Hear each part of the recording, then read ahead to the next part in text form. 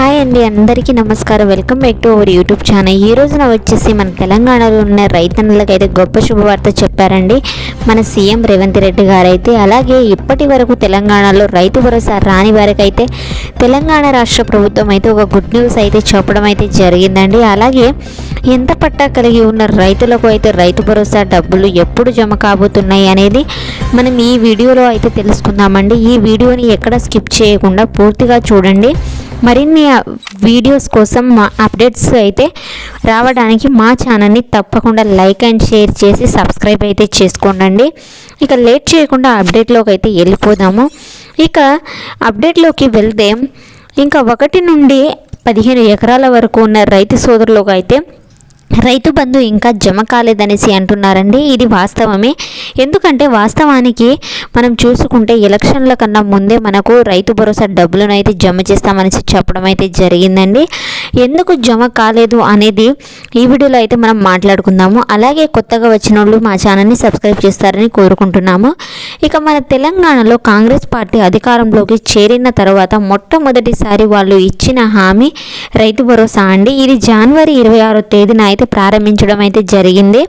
వాస్తవానికి మనకు 7,500 అనేసి చెప్పి ఇప్పుడు రైతు భరోసా డబ్బులను అయితే ఒక పంటకి వచ్చేసి 6,000 చొప్పున మాత్రమే ఇస్తున్నారండి. ఇక 3 ఎకరాలకు కలిగి రైతులకు అయితే ఇప్పటి వరకు 3,457 కోట్లు మాత్రమే జమ అవ్వడం అయితే జరిగింది.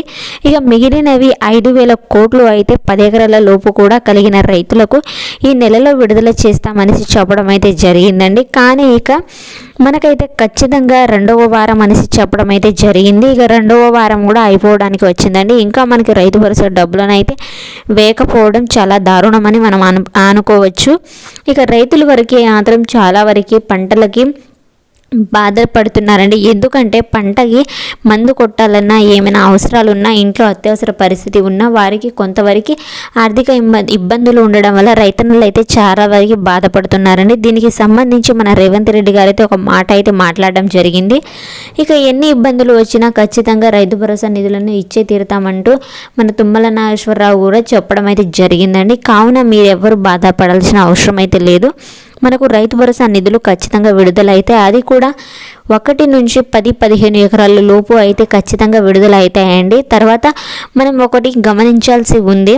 అలాగే మనకు ఏదైతే వానాకాలంలో యాసంగి పంటకి సంబంధించి డబ్బులను విడుదల చేస్తామన్నారో వాటికి సంబంధించి కూడా ఇప్పుడు మనకు ఈ ఎలక్షన్ల కన్నా ముందే రైతు భరోసా నిధులలో కలిపి జమ చేస్తానంటూ మనకు అప్డేట్ అయితే రావడం అయితే జరిగిందండి. దానికి సంబంధించి ఇంకా మరికొన్ని అప్డేట్స్ కోసం మా ఛానల్ని తప్పకుండా లైక్ అండ్ షేర్ చేసి సబ్స్క్రైబ్ చేస్తారని కోరుకుంటున్నాము.